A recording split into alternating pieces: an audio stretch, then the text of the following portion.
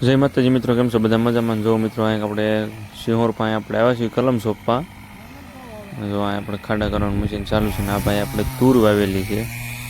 જો આમાં આપણે બધી કલમ કેસર કલમ સોંપવાની છે. તો અહીં આપણે મશીન ચાલુ છે, બે મશીન ચાલુ છે મિત્રો. આપણે જો અહીં ખાડા કેવી રીતે થાય જો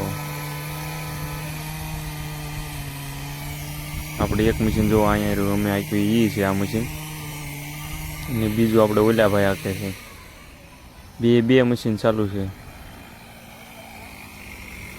અને મિત્રો આપણે આમાં 650 કલમ સોંપવાની છે, 650 કલમ. જો મિત્રો આપણે ખાડા તો થઈ ગયા બધામાં. તો અહીંયા આપણે બે ભાઈ મશીન નાખે છે. જો બે એકારે આપણે બે લાઈન જઈને બે આવે એટલે આખી 4 લાઈન વહી આવે મિત્રો. તો અહીંયા આપણે બકુલભાઈ ખાડા કરે છે. જમીન પણ સારી છે મિત્રો. આપણે આ સિંહોર પાસે છે આપણે આ જમીન, અને આમાં આપણે 600 કલમ સોંપવાની છે. આ ભાગમાં આપણે 300 ઉપર કલમ આવી જશે.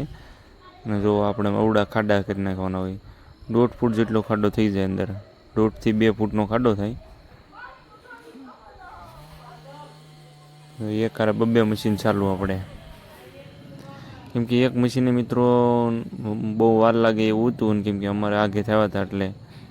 જો મિત્રો આ 12 આંબો છે, લુમખા કે નહીં એ જુઓ તમે, ઝુમખા 12 ઝુમખા. કેમ કે અત્યારે આ જો ચોમાસું છે તો ઝુમખા ઘોડી કેરી એવી છે, અને આખો આંબામાં કેરી છે મિત્રો, નકરી કેરી છે. હું તમને કેરી બતાવું. જો અહીંયા પણ જુઓ તમે, નાની છે, મોટી છે. જો અહીંયા આપણે બધી આ બાજુ કેરીઓ જ છે નકરી. જો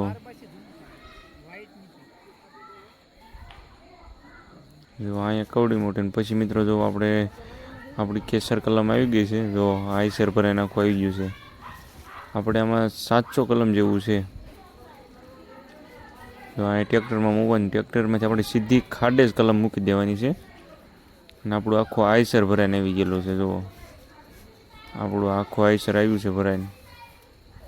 બકુલભાઈ આપણે અહીંથી અંબાવતા જાય છે. અને પછી મિત્રો થોડીક વારમાં આપણે આ ઘણું ખરું આઈસર પૂરું કરી લીધું ને એક ટ્રેક્ટર ભર્યું તે આપણે 400 કલમ જેવું આવી ગયું એમાં. કેમ કે 200-250 જેવું કલમ પડીએ છે, અને આપણે 400 કલમ જેટલું ટ્રેક્ટરમાં આવી ગયું. જો આપણે ટ્રેક્ટર હાલતું થઈ ગયું.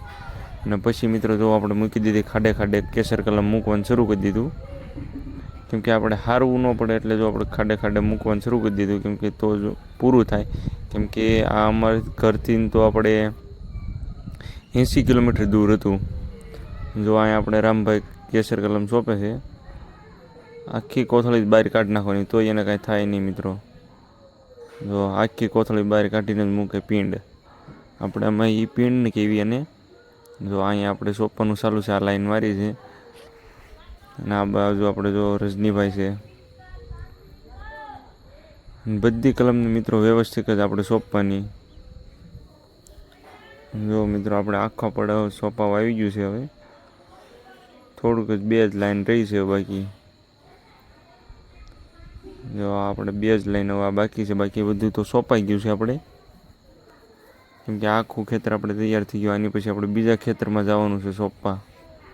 અને અહીંયા જો આ ભાઈ આપણે કોથળીઓ વીણે છે, જે આપણે કેસર કલમની કોથળીઓ કાપી હોય એ કોથળીઓ વીણે છે. અને આ બકુલભાઈ આપણે અહીંયા લીરાને એવું બાંધે છે હવે, કેમ કે ખીતા ખોડ્યા એટલે લીરા બાંધવા જરૂરી છે. અને અહીંયા આપણે ભૂરાભાઈ જો કેસર કલમ સોંપે છે, એ કોથળી આપણે જો કેમ કાઢે. અને બધી કોથળીઓ કાઢવી મિત્રો જરૂરી છે. અને પછી જો મિત્રો આ બીજું ખેતર છે આપણે. આ ખેતરમાં જો આપણે માપને એવું બધું કરી નાખ્યું હતું. અને અહીંયા આવીને સોંપા આવી ગયા ને મિત્રો, પૂરું થવા આવી ગયું છે હવે. અને પછી મિત્રો જો આપણે ખેતરમાં લીરા બાંધવાનું જ્યારે શરૂ છે. આમાં આપણે 150 કલમ જેવું સોંપ્યું છે મિત્રો. જો આ આપણે લીરા બાંધે છે. આ મિત્રો અમારું છેલ્લું ખેતર છે, કેમ કે સાંજ પડી ગઈ છે. અને જો મિત્રો અમારો વિડીયો સારો લાગે તો લાઈક સબસ્ક્રાઈબ કરતા જજો મિત્રો. અને જો આ લીરો બાંધજો આપણે. અને જો મિત્રો આવો નવો સપોર્ટ કરતા રહેજો. જય માતાજી મિત્રો.